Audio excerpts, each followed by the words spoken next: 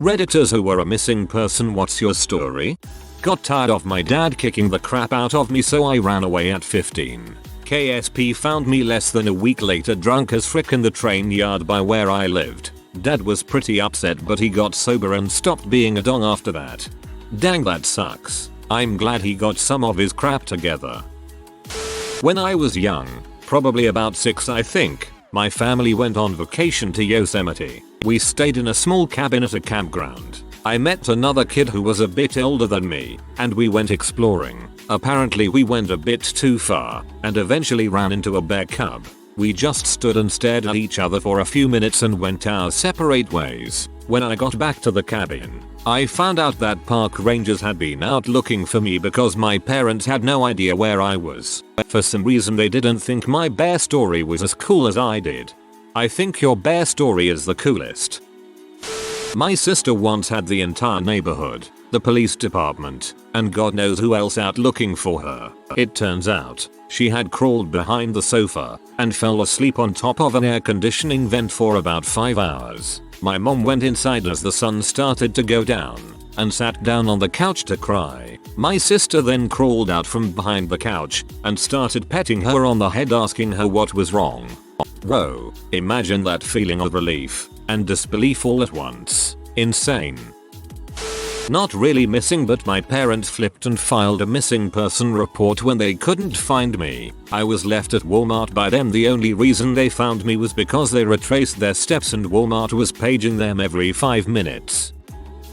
In 2nd grade, I fell asleep on the school bus ride home and missed my stop. My mom always waited at my stop to meet me and freaked out when I didn't get off the bus. The bus driver looked back, and since I was lying down fast asleep, he didn't see me. An hour later, I woke up at a random school bus terminal on the outskirts of town, and my mom had phoned half the town freaking out. Funny story to tell now, but my poor mother was convinced I had been kidnapped for a solid 2 hours. It really took a lot out of her. My mom had to crap can a bus driver for not doing a sweep of the bus when he parked it for the night. Poor kid woke up in a dark bus and was terrified. This was before cell phones were common for primary school children. He made a fuss until the night janitorial staff went to investigate why one of the buses was making noise and moving around a bit. Not me, but my brother was missing for around a year. He disappeared before, but only for a few days. He suffers from paranoid schizophrenia and would often get delusional. But this time he didn't turn up. We live in NYC and my parents had no idea where to look for him. They'd regularly go to the police station and look at pictures of bodies that had turned up. He didn't have any friends or girlfriends we could ask about him. He had just vanished. A year later we got a call from a hospital in DC. My brother had been picked up on the street, nearly dead from malnutrition. He'd gone to Washington to warn the government about something or other. He often refused to eat, believing his food was poison, and lived on the streets for a year. The only reason he survived was because other homeless people took care of him and convinced him to occasionally eat something. He was a skeleton when they found him, full of flea bites. Eventually my parents nursed him back to health. He's still mentally ill but hasn't tried to disappear again. I think about him whenever I see a homeless person. The only reason he survived was because other homeless people took care of him and convinced him to occasionally eat something. As much negativity you hear about homeless people, I hear about how giving they are to each other. I was kidnapped by my biological mother and missing for 3 months when I was a year old. My bio mother has a horrendous crystal M habit. Took me during a court-mandated visitation and kept me in her various users-sellers houses. When I was found, I hadn't been changed in days. I was in damp clothing and I had been given cough syrup daily to keep quiet. She was arrested and eventually released. It was my first day in kindergarten.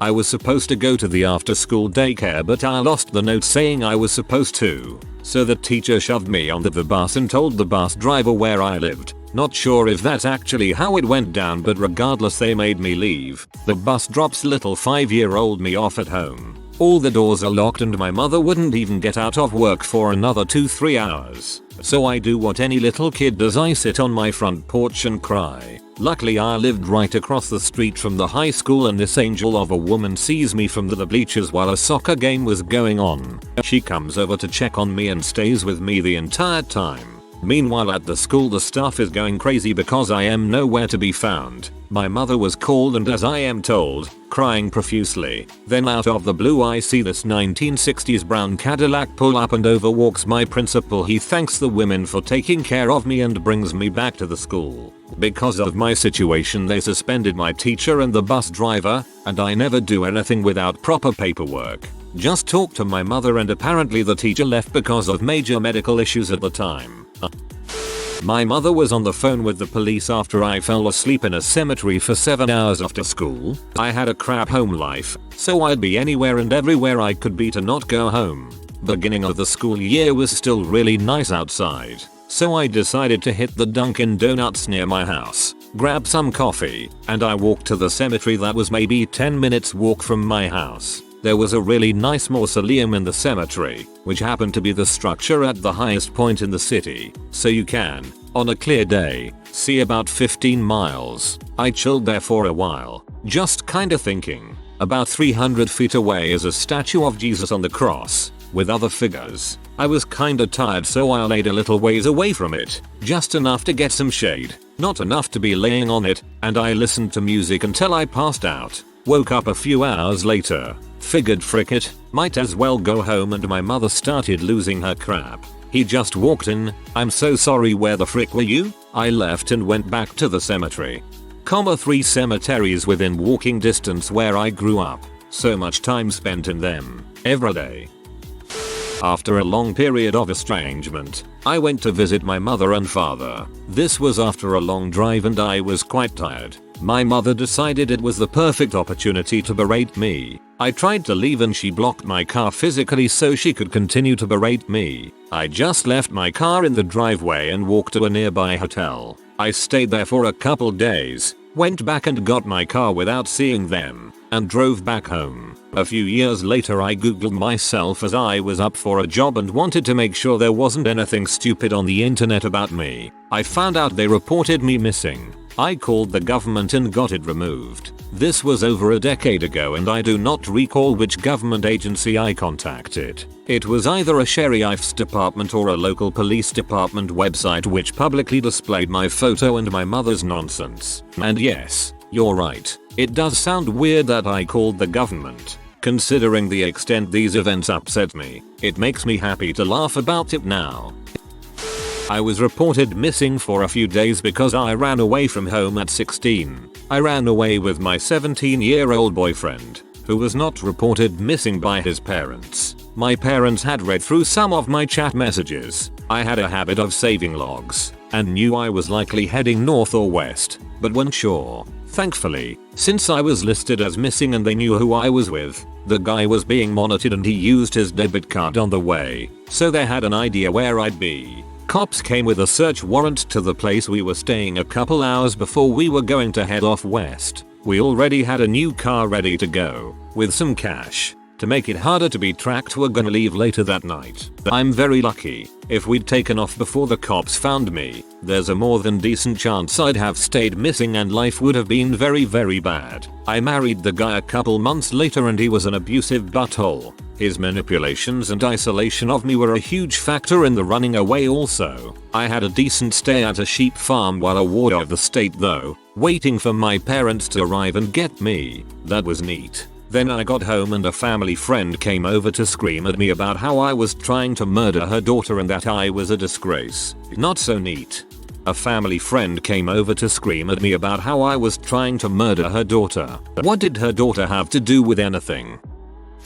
I've been missing for about 5 years now. It really gives you a new perspective on how many missing people, particularly adults, either just don't want to be found or simply haven't contacted the particular people who filed their report. The people who know where I am and what happened are the people I want to know that information. For a while I was homeless and met several others who were also in the database or on the Charlie Project. Circumstances take you to places you never thought you'd go. It's not always as simple as being snatched off the street, and the ones who reported me didn't get anywhere by doing so. My trail went to a website of 150,000 plus other missing adults and just hangs out there perpetually cold. I'm fine with that.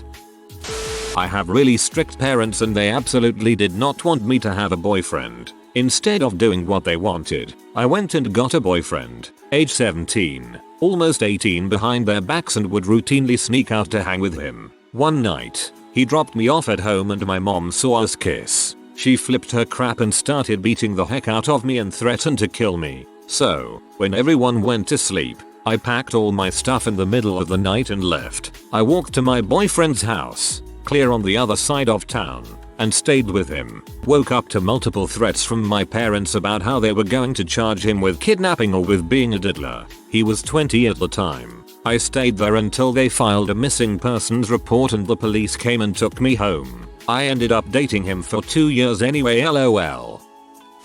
I was 9 and sometimes I would walk home after school. Sometimes my mom would come pick me up. One day I was invited to go to my friend's house down the block to work on a school project, and I called home from the school phone to see if that was okay. The line was busy, so I kept calling for nearly half an hour and couldn't get through. I started walking toward my friend's house on the same route I would normally walk home, hoping my mom would pass me. I was also thinking maybe I had mixed up my days, because my mom hadn't come to get me. I told the office workers I was going to walk to my friend's house and to let my mom know I had been calling since school got out. It took me about 15 minutes to walk there, and I started calling my mom again.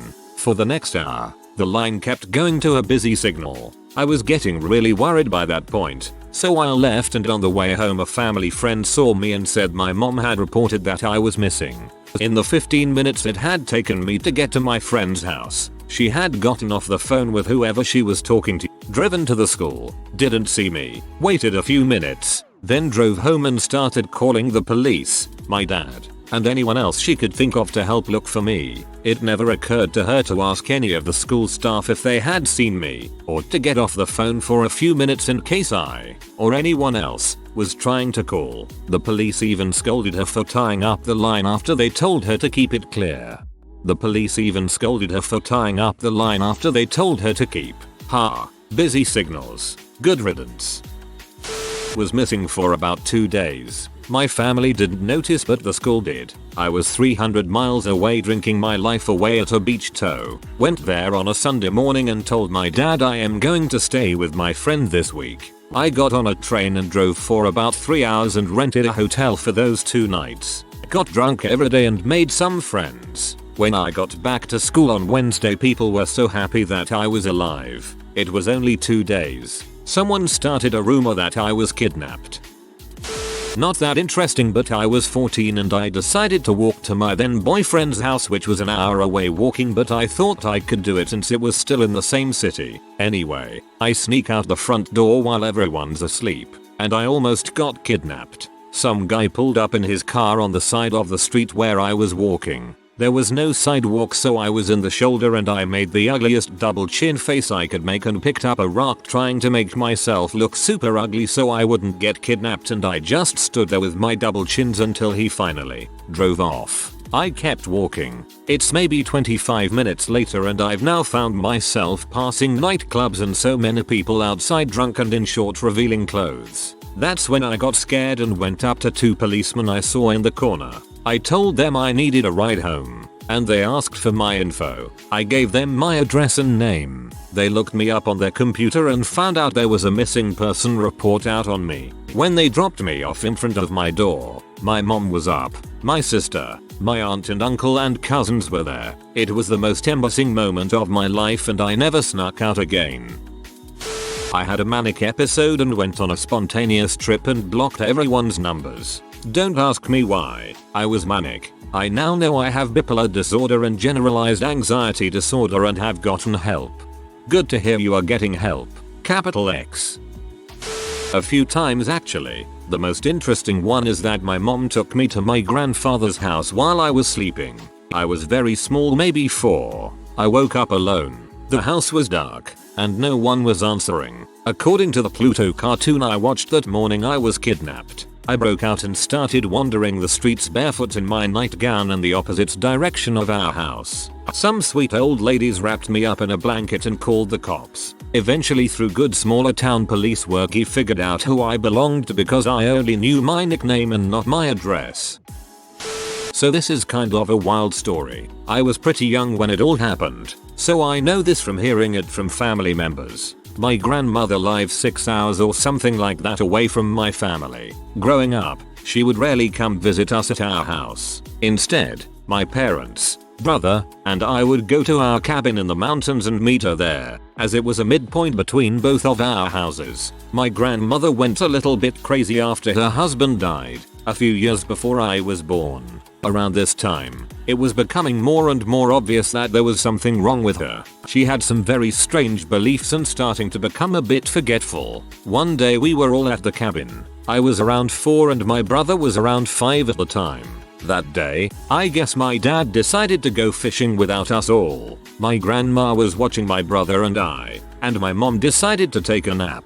She woke up, and the cabin was empty. There was no sign of my brother, grandma, or me. My dad got back shortly after, and he hadn't heard anything from my grandmother either. So my parents had no clue where we were. I'm not sure how much time passed, but my parents were obviously freaking out. I think they phoned the police and were getting ready to make missing person reports when an unfamiliar vehicle pulled into the driveway. Out pops me, my brother and grandmother, and some random guy. Basically what had happened was my grandmother decided to take my brother and I for a walk in the woods without saying anything to my parents. Her being the forgetful old woman she is, she got us lost. Eventually, she found the highway and thought it would be safe for her, a frail 80-year-old woman, and 2 young children to hitchhike on a highway in the middle of the mountains. Basically no man's land minus a ski resort here and there. We were just lucky that the guy was super nice. You just reminded me how I was snowboarding on a school trip to Vermont and took a run that ended at a closed ski lift with nobody anywhere to be seen. I found the road and started hitchhiking back to the lodge and luckily got picked up by a nice person. My teachers never found out. I got kidnapped by my mother who currently wasn't allowed near me. Luckily I got found that night, however unluckily I spent the next week waking up in a different foster home every day. That was a truly terrifying experience and one that stuck with me my whole life. Not me, but when I was in middle school, there was an episode of 7th Heaven where pictures of missing children were scrolled through at the end of the show, and one of them was of a girl who rode on my school bus. Apparently, her parents were divorced, or well on their way there, and her dad took her and absconded from her home state. I remember how eerie it felt to actually recognize one of the missing children photos posters. Yes, there were a lot of phone calls to the hotline number provided, and to the local PD, from parents of the kids that recognized her. When she got on the bus the next day, she wasn't pleased. In hindsight, I don't think she knew she was missing. I really think she was under the impression that it was okay to be with her dad. She moved again shortly thereafter. I assume back to her mom's. I think of her often, and sometimes I wonder if that same episode still has the posters at the end. How many cases have been solved and kids found? I had a psychotic break. One day, I decided to head into the city to spend the day at museums and stuff. At some point during the day, I had a complete break from reality. I don't really remember anything. At the time I was living with my parents and when I didn't come home they reported me missing. I was gone for 4 days. During that time I'd gone and bought entirely new clothes and threw away everything I had and I'd booked myself into a hotel room. I have no idea how police found me. Did they trace my phone or bank account, or is that something that just happens on TV? But they burst into the hotel room and got me seen to, and after that I was alright, but still with no real memory. I don't know what caused it or what I did for 4 days. I, hardly 1 year old, was 10 minutes away from having an Amber Alert on me when I was kidnapped by my grandparents. They were babysitting me and kept me for 2 days nowhere to be found. Then right before the alert came out they filed for emergency custody and won the case. They then raised me very poorly for 8 years until I could live with my mom. My friends and I were staying at a beach hotel for a bachelorette party, and after a night of drinking one of the girls got mad and started arguing about who knows what. It was the same nonsense as usual and I decided to take a walk instead of listen to it, but no one realized I left. I ended up walking down the beach and stood in the water, and I remember very clearly thinking, you've been drinking. Going swimming at night in the ocean is a bad idea. So I walked back up and fell asleep on a beach chair. Some time later I was found by my friends, who had called hotel security and the cops. Oops. Man. It struck me that if you hadn't decided going into the water was a bad idea and the worst had happened, this could easily be the subject of a bunch of unsolved mystery podcasts and so on. She was with us all, then we turned around, and she was just gone from the hotel. I ghosted my abusive family in my 20s, despite them knowing I was fine. After calling work and my friends they didn't know, they called the police and showed up at my door. Cops, your family asked us to do a welfare check on you because they hadn't heard from you. OP, I haven't been in contact with them, which is exactly the reason why my welfare is good. Bye. Sat alone in a classroom reading a kid's science magazine when I was at 2nd grade. Suddenly someone comes in shouting I found him. It turns out that my dad, teacher at my school, was looking for me for 3 hours. Had something happen during a school trip in high school. Big trip too. One where we stayed in a hotel for like 3 or 4 nights. Rooms were split up in groups and I ended up with a room to share with 2 others. One guy was proper weirdo. There were strict rules for not leaving the room at night, but for some reason he did. Of course he was caught by a teacher and for no reason whatsoever told him his roommates were not in their room either and that he had no idea where they were. Panic broke out among the teachers and every room got searched, except of course our room. Don't think they kept a very good record of who stayed where. I remember the next morning vaguely, but I remember how everyone seemed dumbfounded. Some were even pee about how we were the reason everybody was forcibly woken up that night. I'm guessing nobody slept well the night before. I wasn't technically missing, but one time my mother told me to get something she had forgotten on a nearby aisle of Walmart. I guess she forgot she need the thing and me and checked out. About an hour of searching for her I finally called her cell phone and asked where she was. She went home and was taking a nap. 10 minuets later she picked me up and we went home. I was 7 at the time. Wasn't reported, but I went missing for a few hours as a teen. I was so depressed and horrifically deep in self-harm that I just said frick it to everything and started walking out of where I live with nothing but my iPod. I walked several miles out of town listening to music and just crying. I don't know how far I walked, probably a good 5-10 miles out, and I eventually turned back. I jumped out of my bedroom window, which was still open, and I tried to figure out a way to climb back inside, but I couldn't. I eventually laid down on the stone driveway at the side of my house in the hopes I'd die due to hypothermia, as it was a winter's night. I was out there a good while and nothing wasn't happening, so I eventually knocked on my back door. I was let in by my mother, who was relieved to see me. I'm really sorry that you were in that situation. I hope you're doing better now. If you are new to the channel, you can subscribe. I publish new videos every day. Until then, check another video.